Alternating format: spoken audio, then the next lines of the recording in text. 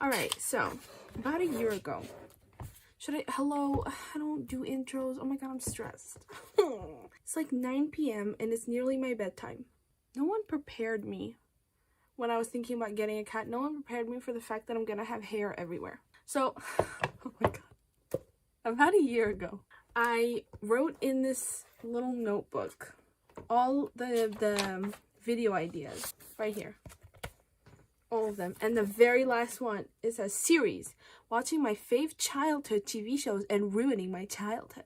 So basically the whole goal of this series was to watch my favorite TV shows and movies and basically talk about them from like the perspective of an adult. And I'm calling it ruining your childhood. Is it a good idea? I don't know. I've been obsessed with bad movies and a beat ever since it was born.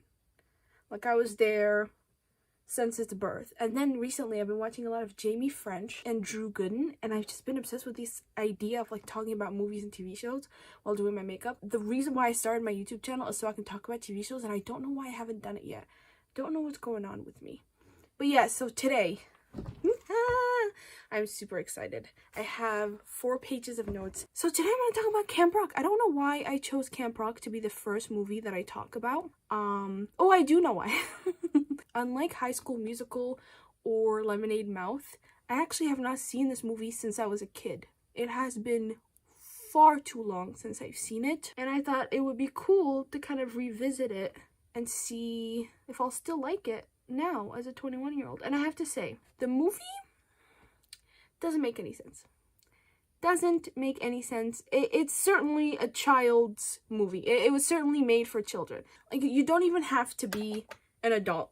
If you have common sense, this movie will make very little sense to you. It's not horrible. It's actually pretty good, and I enjoyed it. If I didn't enjoy it, I wouldn't have watched it 4 times. But it's lacking a lot, you know?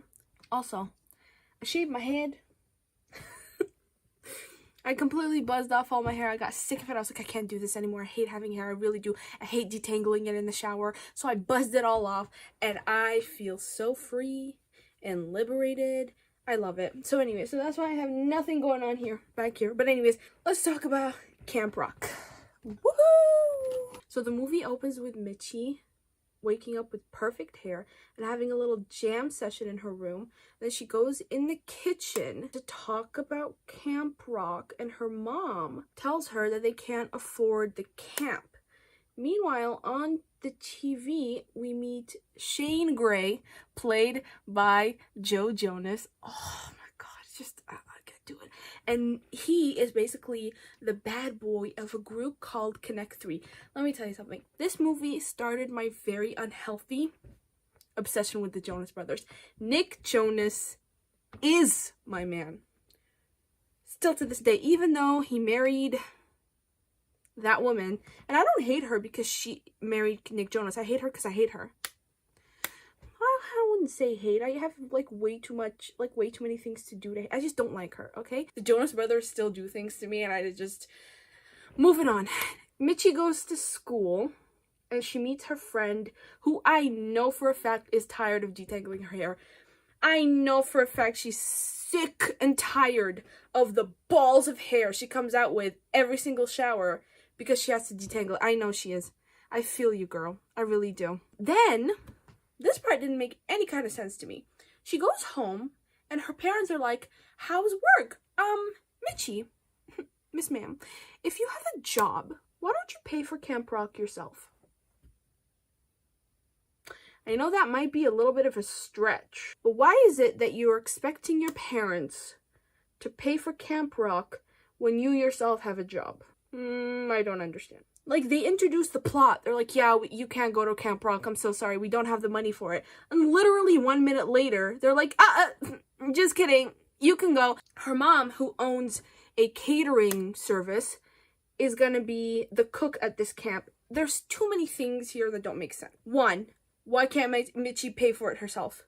2, the only reason why they introduced this conflict is so that Connie could go to Camp Rock and so Mitchie could lie, right? And 3, How great is this camp if they're waiting to the absolute last minute to hire a cook? Wouldn't like the first thing you do if you're trying to start a camp is to get a cook? And if this camp has been going on for a long time, wouldn't you already have a cook that you've been working with for many years? What's going on here, Disney? Explain yourself. I don't think this camp is as great as they say it is. Connie was added at the absolute last minute. And you know what? Also, Connie at the beginning of the movie said that her catering business was taking off. If it was taking off, how are you able to drop everything and take Mitchie to camp? So many things are not making sense about this movie, and we just got here. But anyways, moving on. She gets to go to Camp Rock. Yip yip hooray, I'm happy for her. We get to the camp where we see this boy drumming on everything. We all had one of those in our grades. We all had one of those in our class. I had a kid in my high school who used to air drum, like all by himself in a corner of the room. Just like real focus. Like in his own world. You know what? I'm happy for him. And then there were kids who were dancing around to no music. That's embarrassing. Theater kids, I have to say, need to be studied. They need to be isolated in some sort of laboratory and studied because they are unique. They are unique. And you know what? I'm not one to talk because I wasn't a theater kid. I was a wannabe theater kid. That makes me an even bigger loser. Like, I was a gleek. I'm a loser. I admit it. I'm the biggest loser to ever exist. There's a reason why I got bullied in middle school. Anyways, that's when we meet the mean girl of the movie, Tess, the blonde, whose hair is blowing in the wind for no apparent reason. Mitchie gets settled in, and she goes to this, I guess you can call it a camp orientation, where she meets Caitlin, and the greatest scene in cinematic history happens. Check me out.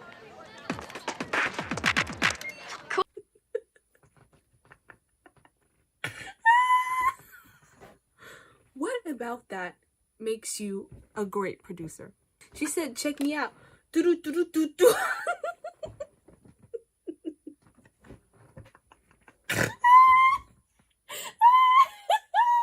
Oh my god, Hannah, blend your eyeshadow. Caitlin's scenes are the greatest in this entire movie.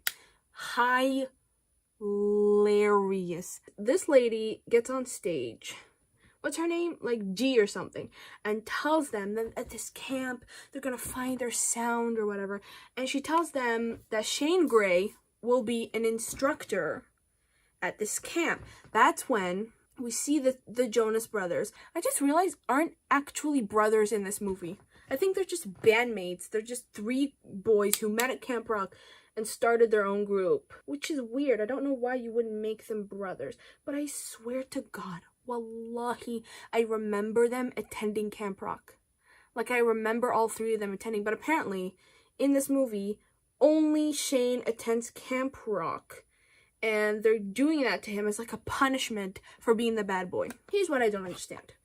He's been acting up. So they send him to a camp away from all the paparazzis and all the ruckus and the chaos to be one with nature and to do what he loves, which is music. Please punish me next. Sounds like one hell of a punishment.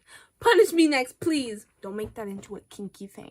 But to be honest with you, I'm so thankful that Shane or Joe Jonas was the only one who was like one of the main characters in this movie, because I freaking hate Joe Jonas's character. I think his name is Jason or something. I hate him so much. He is supposed to be the kind of comic relief in this movie, and anything he says is not funny. It just pisses me off, and it makes me want to fly to LA and punch him in the face. I'm so sorry. Horrible. He kept going on and on and on about a birdhouse. He's just awful. He's not funny, and he just pissed me off. And like, watching this for the first time, I was like, I'm able to ignore this. But after watching it 3 times, I hate his character. Horrible, horrible. Just not very good. Not good at all. The writing in this movie is certainly written for children. I'll say that much. Meanwhile, Michi goes to the kitchen and starts handling unseasoned meat. Let me ask you a question to the white people, okay? I've been living here 12 years, okay? I'm familiar with your culture. How come you season your pies and your lattes, but you don't season your meat? Serious question, because I've had baked goods from white people, and it's fantastic. Your pies, your croissant, cannolis, whatever it is, fantastic. White people know how to bake. I'm comfortable saying that. They do. How come you're putting all types of seasonings and pumpkin pies and apple pies and stuff, but not in your meat? How come you're seasoning your lattes and your coffees and your cheese, but not your meat? I'd like to know. I'd really like to know. And how good is Connie if she can't even season some hamburger meat? I disgusting. It was just a big lump of meat. Some of it was brown. No. Afterwards, Michi goes to what is called the mess hall, and she plays the iconic, "Oh, this is me, this is the real," or whatever the lyrics are. And then that's when Shane hears her because he's running from his fans, and he falls in love with that dog. He's a player, and I'll get to that later. I'll get to why he's a player. And the main focus for the rest of the movie is just finding Michi. He wants to find this girl with the voice. At the opening night jam, Lola, one of the girls, performs. I just want to read you some of these lyrics. The song is called "Who's Got What It Takes to Be," or "Who's Got What It Takes." The lyrics go, "Who's got what it takes to be my guy? What it takes to make me shine? What it takes to get me fired up? Who's got what it takes to be my beau? What it takes to make me glow? What it takes to make this beat flow?" Wow. The lyrics aren't horrible in the sense that they talk about basically just finding a guy who meets your standards, which is a good message to send, especially to young girls. So I don't hate the lyrics, and I also don't hate the songs. It's the outfits. I don't know what's going on. It's very much early 2000s. I dress like that, especially with the scarf. Why did we ever allow ourselves to dress like that?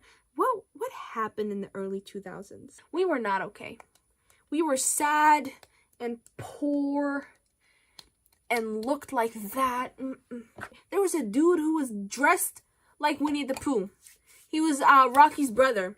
At this opening jam night, or whatever it's called, Caitlin tells Michi that everyone at this camp, or nearly everyone, has famous parents, including Tess, whose mom is like TJ Maxx or whatever, a multi-Grammy award-winning artist, and Lola's parents are on Broadway, some crap like that. So it makes Michi want to show off, which is why she lied about her mom being the director or something like that of Hot Tunes TV China. So because of that, Tess is suddenly interested in Michi and asks her to move in with them in their dorm. So because of that, Michi has to wake up early every single morning to help out in the kitchen, and Tess is getting suspicious. I have to say, Michi owes her mom an apology. I guess I'll get to it later. Meanwhile, Uncle Brown goes and wakes up Shane in the worst way possible. If you wake me up like that, get ready for me to attack you. Because when I'm sleep deprived, I can't control myself. Uncle Brown tells Shane that he has to teach a hip-hop class. Oh my god. Uncle Brown then goes to class and gives me more secondhand embarrassment than JYP. If the class is a rockin', I'm glad I came knocking. If I ever said that, I'm throwing myself in a lake. I'm so sorry. I can't swim. I'll just let myself sink. Then he volunteers Michi to go up and sing in front of the class, and at first she's like so shy, but then she gains the confidence and she begins to sing with so much teeth. It's hard to all I kept looking at throughout that entire scene were her teeth. They're so prominent, and I have big teeth too, but like hers are so, she got good teeth. She really does. She sings and everyone is impressed, and of course Tess is jealous, and she tells her that she can't be the main singer. She has to be the backup singer. Mitchie then, because she's useless, is late to the kitchen. She goes. Her mom is damn near done, but Shane walks in. She makes a mess, and he was complaining about food allergies and his breakfast or whatever, and she stands up to him. She was like, I'm human. You can't talk to me like that. You have to respect me. And she's right. She's right. He can't just go around talking to everyone like that. What I'm confused about is Mitchie is supposed to be shy, no? She's supposed to be guarded, you know, quiet, blah, blah, blah. She can't stand up to Tess, but she can stand up to Shane, who is someone that she likes and admires. Because at the beginning of the movie, in the beginning... Sorry. At the beginning of the movie, she had a bunch of posters of Shane in her room. Sorry, I saw a shadow. I saw a shadowy figure. So I know she likes Shane. I know she admires him. How come she's so comfortable standing up to him and telling him off, but not Tess or anyone else for that matter? And then one of my absolute favorite scenes happened. Shane is teaching a hip-hop class.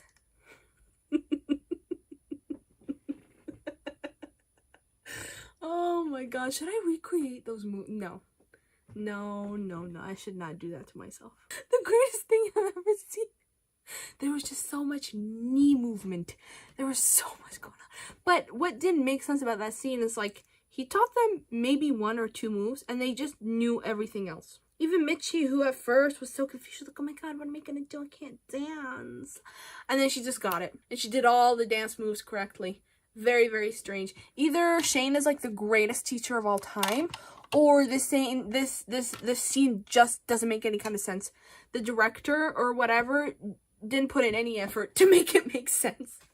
He was just like, yeah, you just know the choreo. You guys are the most talented teenagers in all of America. That's why you're attending this prestigious, incredible camp that is Camp Rock. So I'm not even gonna make effort and show you guys struggling. You're just gonna get it before you even learn it. Fantastic scene. And Shane, Joe Jonas, sir, you're a terrible dancer. I don't know what to tell you. Terrible, terrible, terrible.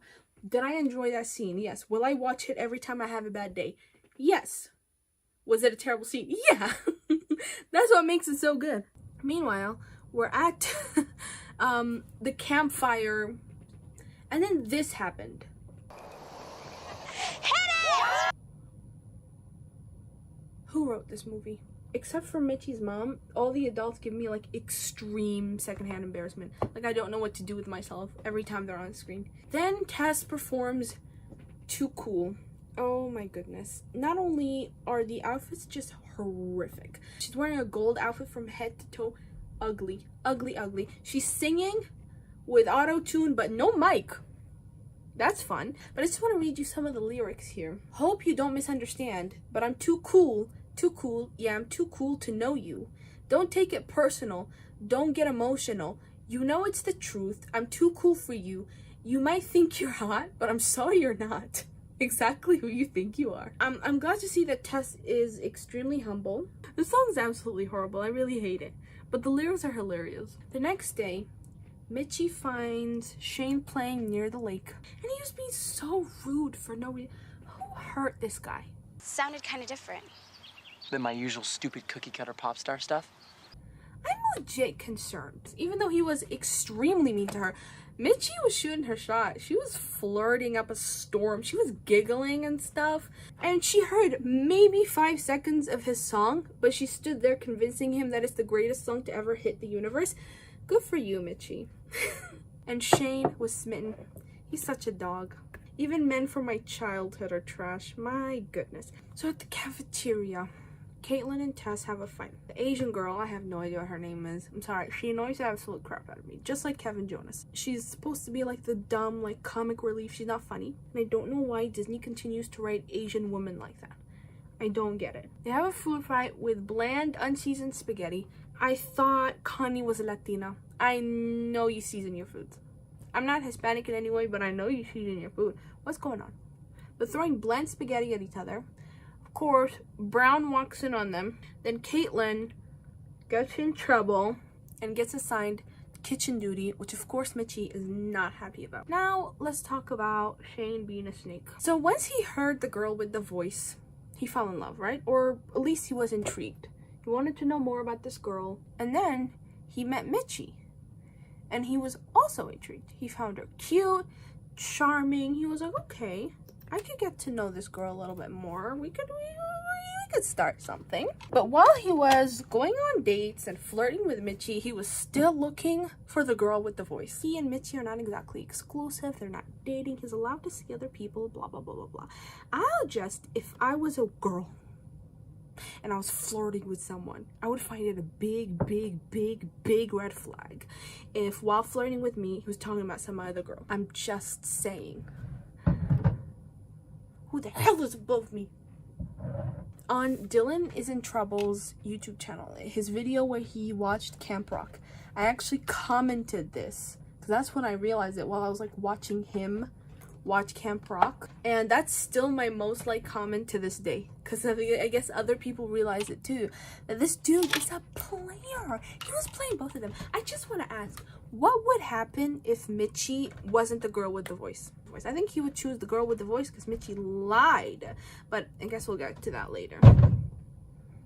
What is going on upstairs? Is my mother moving? He then sings to Mitchie about the girl he's trying to find. I need to find you. I gotta find you. Nah? And Mitchie just has hard eyes. She goes back to the kitchen, just cheesing. Red flag, just a few red flags. I know y'all are not exclusive, but I'm just saying, if you're flirting with a dude and he's talking about some other girl, maybe take the hint. Back on. I'm just saying. Anyways, she goes back to the kitchen. She's so happy, and then she eats absolute shit. If I felt like that, I would be in the hospital for 3 weeks straight. I would be concussed and in the hospital, attached to a bunch of tubes. If my mother doesn't stop moving, I'm gonna start setting this house on fire. Mitchie falls, and then Caitlin discovers that Mitchie is the cook's daughter. She's been lying all the time. I don't think Mitchie is a good friend at all. I don't think she's a great daughter. I think she needs to put more effort into respecting her very hard-working mom. Her mama can't cook.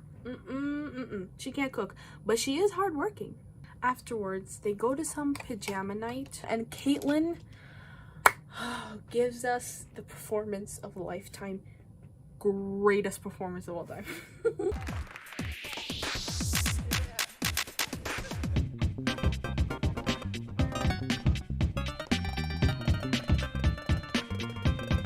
She's really good.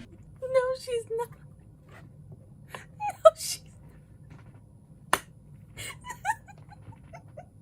It's no coincidence that her last name is Geller, because this was giving me very strong Ross Geller vibes.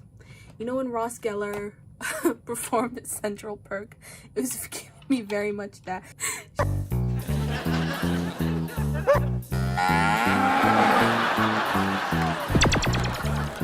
She's just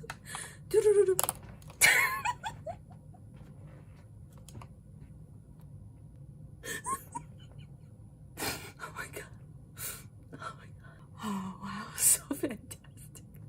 I remember this scene being the coolest thing as a child. Tess notices that Shane was enjoying Caitlin's performance. Why would he I digress. She notices that Shane was enjoying Caitlin's performance and she gets jealous. So then she starts screaming about a snake. And then she does the, how does it go? Whatever major loser. And Mitchie delivers a line that, like, as a child, I thought this was everything. Wow, Tess. Whatever major loser? That is so last year. I mean, everyone knows that. Oh, well, I guess not everyone. I watched that and said, how is she gonna recover from that burn? Can't wait until the day I have the courage to stand up to my bullies like Mitchie. My favorite part of that entire scene are the 22-year-olds in the back pretending to care. After that scene, Mitchie and Caitlin become friends. and they decide to perform a final jam together. And then the scene didn't make any sense either. The whole movie doesn't make sense, but especially the scene. Shane tells the drama board that he's looking for the girl with the voice. So then there was this whole montage where they go around and they're whispering in each other's ears about Shane looking for the girl with the voice. But if everyone, well, I guess not everyone, if everyone is supposed to know about it, why are they whispering in each other's ears? And I just love how everyone is like casually playing their instruments, and then they'd be like, oh, Shane is looking for the girl with the voice, and they just run to tell someone else. I liked the montage of all the girls going up to him and singing. There were these 3 girls who were amazing.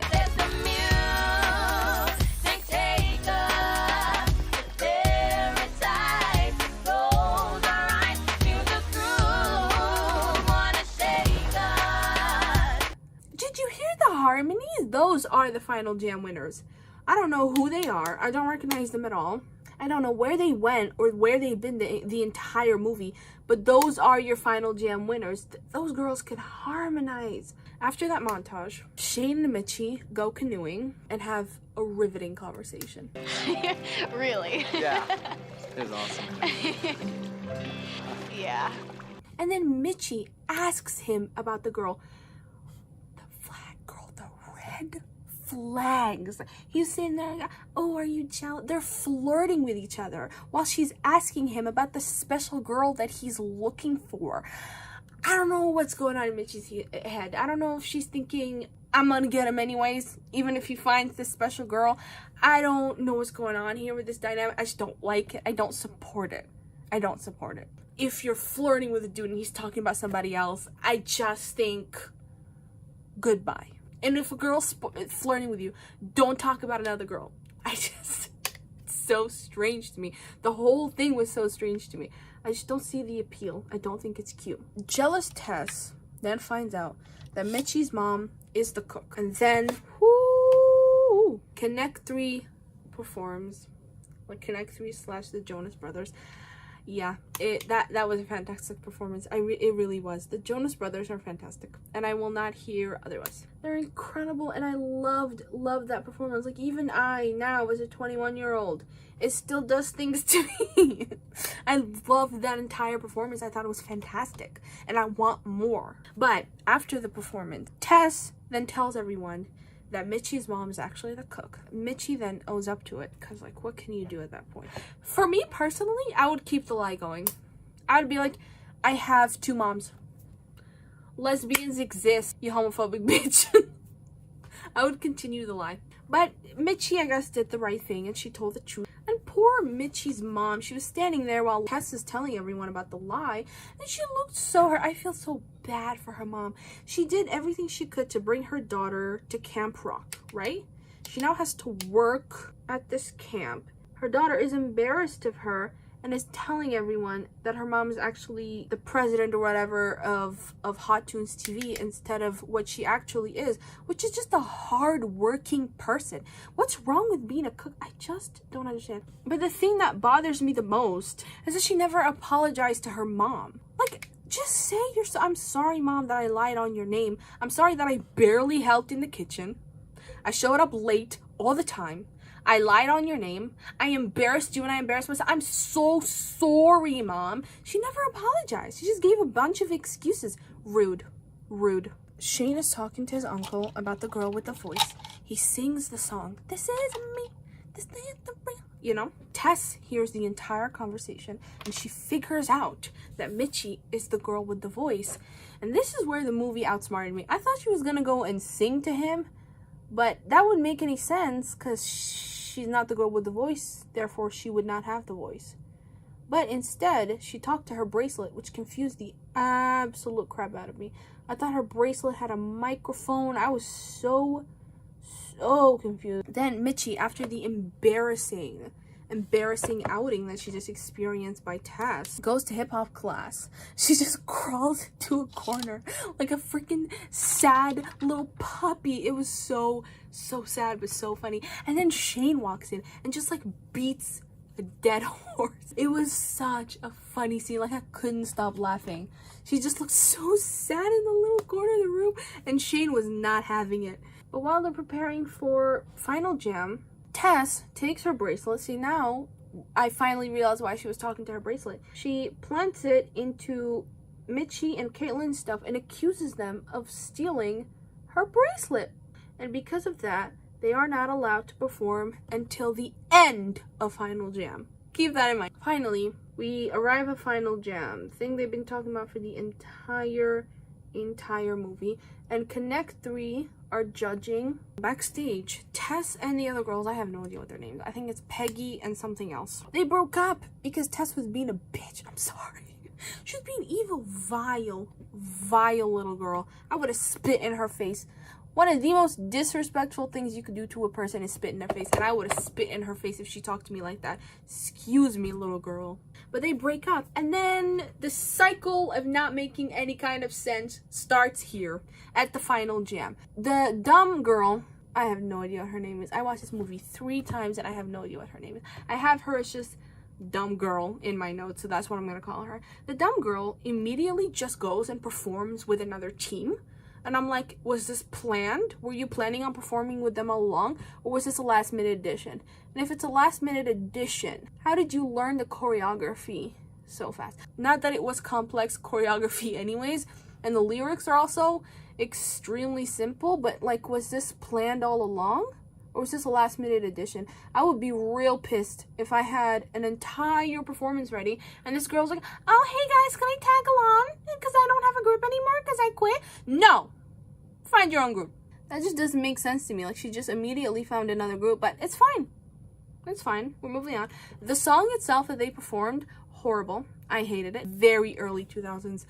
The clothes, horrible. Choreography, horrible. Singing, horrible. The whole performance was very bad. Tess then performs a song that wasn't really that bad. Then her mom, in the middle of the performance, picks up the phone because she can't pay attention to her daughter for more than 3 minutes. And of course, because of that, Tess messes up and she runs backstage. She crawls into a corner and cries. And that begins her redemption arc. I guess public humiliation and parental neglect is what led to her redemption arc, and it's just not complex and it's not interesting enough. It's like she gets on stage, her friends don't want to be her friends anymore because she's horrible. Her mother doesn't even like her. She doesn't want to pay attention to her for 2 minutes. Yeah, I guess it's sad. Yeah, you know what, I changed my mind. It's sad. I understand why she had kind of a last minute redemption arc, but if you've seen the second movie, not much has changed. She still treated everyone like at Camp Rock like shit. So, and then Margaret, aka Peggy, performs, and oh dear God, the guitar playing. What was that strumming? She would change chords when the chord wasn't changing in the song. It was so bad. They made it so obvious that she doesn't know how to play the guitar, and I couldn't focus on the song. I think the song is good. I'm not sure. I couldn't focus on it because the strumming, the guitar playing was so bad. And she had to pretend to play the guitar like that in front of the Jonas Brothers. If I walked on set and they said, okay, so we're gonna have you pretend play the guitar in front of the Jonas Brothers and embarrass yourself, I will say, au revoir, thank you for the opportunity, I will see you another time. But I guess it worked because she won. Oh, spoiler, she won. So now it's the end of the Final Jam. So because it's the end of the Final Jam, what's her face? Mitchie and Caitlin can now perform. She gets on stage, she performs, "This is the real, this is me," with the knee action. Oh, the knee action is fantastic. Iconic. Iconic. I would recreate it, but I'm currently wearing shorts, so you're just gonna have to see that another day. I actually really love this song. Like, many years later, this song, This Is the Real or This Is Me, as well as I Gotta Find You. I love these songs. They're so good. They're on my playlist of like childhood music. I love this song. And then Shane finally realizes that she's the girl with the voice. Here's what doesn't make sense again. He was mad at her because she lied about who she was, right? Then she didn't apologize, okay? But because she's the girl with the voice, he automatically forgives her. What? Why don't main characters who mess up ever apologize? The biggest example of this is Sierra Burgess. Why don't they ever apologize? Like, you messed up, it's human, everyone messes up. Apologize. He just forgave her because she's the girl with the voice. And I have to ask again, what if she wasn't? He would completely forget about Mitchie and only focus on the girl with the voice, which I think is a red flag, Mitchie. Red flag, Mitchie. Okay, you have to see the signs. Okay, does he really want you or does he want your voice? I'm just saying. And I know the reason why he liked Girl with the Voice so much is because she inspired him to write like he used to write. She brought back his passion for music. So like he really, really likes this girl. He wants to get to know who she is. Mitchie, I'm telling you, I know you happen to be that girl, but if you weren't that girl, he would have dropped you in a heartbeat. I'm just saying. Listen to the red flags. That's all I'm saying. Yes, like I said, Peggy is announced as the winner of Final Jam. She's gonna be recording a song with Shane Gray. I don't know why it's specifically just Shane and not the entire Connect 3, but whatever. Tess tells Caitlyn and Mitchie that she lied about the bracelet, which is like, Tess is getting a redemption arc. She's apologizing for her wrongdoing. Why isn't Mitchie? Because she was also in the wrong. You know what I mean? Especially to her mother. I just want her to apologize to her mom. That's all. I don't care about Shane or Caitlyn or anyone else. Just apologize to your poor mother. She can't cook for shit. And I'm really worried about her catering business. But apologize for doing her wrong. She's your mother. I hate to be this person, but I don't. I don't hate to be this person. They finish off the final jam by having one more final jam. Okay. Everyone performs a song called We Rock. Okay. And here's the part that doesn't make sense to me. Mitchie and Shane get up and sing together, right? They have a part that they're singing together. Wouldn't that mean that they would have had to rehearse the song beforehand? Meaning that he would have already known that she's the girl with the voice? Unless they didn't rehearse the song at all, they just got up there and performed it on a whim, which in that case would make them either the greatest performers of all time or the most reckless performers of all time. Like, is this performance the characters performing together, or is it the cast performing together? So am I supposed to ignore the fact that he's just supposed to know that she's the girl with the voice? If they perform this as part of Final Jam, they must have rehearsed it. Therefore, I'm pretty sure he's supposed to already know that she's the girl with the voice. I'm just saying, unless he wasn't actually looking for the voice or the girl, he was just looking for the song. I don't know. It's none of it makes sense. None of it makes sense. And it confused the absolute hell out of me. But that being said, that is the end of Camp Rock. I decided to do some ranking. So for acting, I've given it a 3 on 5. Because a lot of these actors are children. It's not good acting. But because it's a Disney movie for children, and a lot of these actors are kids, giving it a 3. And I'm being very, very, very generous. As for the music, 3.5 on 3. Gotta Find You, This Is Me, fantastic songs. The other songs, the performance by Connect 3, fantastic. Fan-freaking-tastic. I loved it all. The rest of the songs, all of Tessa's songs, horrible. The other one with Lola, not bad. The final one, horrible. We Rock is not bad. The Clothes, 1 on 5. Horrible, horrible, horrible, horrible. It was horrible then, it's horrible now. Can't convince me that back then that was fashionable. They're meant to dress like disheveled teenagers, I'm pretty sure. Because horrible, it's horrible. The writing is 2 out of 5. The movie doesn't make very much sense. It doesn't. A lot of, like this, you can tell it was meant for children. None of it makes sense. Well, some of it does, but most of it doesn't. The comedy is a 0 out of 5. I hate Kevin Jonas's character. I hate the dumb girl. They're not funny. They bring no comedic anything to this movie. It's horrible and I hate it. And as for my favorite characters, I would say either Caitlyn, because she gave me iconic scenes, or Shane, because even though he was rude, he was so rude, and cheater. I'm sorry, he's a cheater. He really is. He gives me cheater vibes. He kept me entertained. He really did. And my least favorite, Kevin. I hated him. So I think his name is Jason or whatever. I hate him so much. so much, and I want him out of this movie. And the fact that in Camp Rock 2, he was actually in the camp and I would have to see more of him stresses me out. And that is the end. Oh, I finally filmed this video. I've been so excited for it for weeks now, and I finally got around to doing it. I don't know how I'm gonna edit this video. It's gonna take me days. And that is it. I'm done. Whoop, whoop. I already know what my next video will be. Should I give a hint?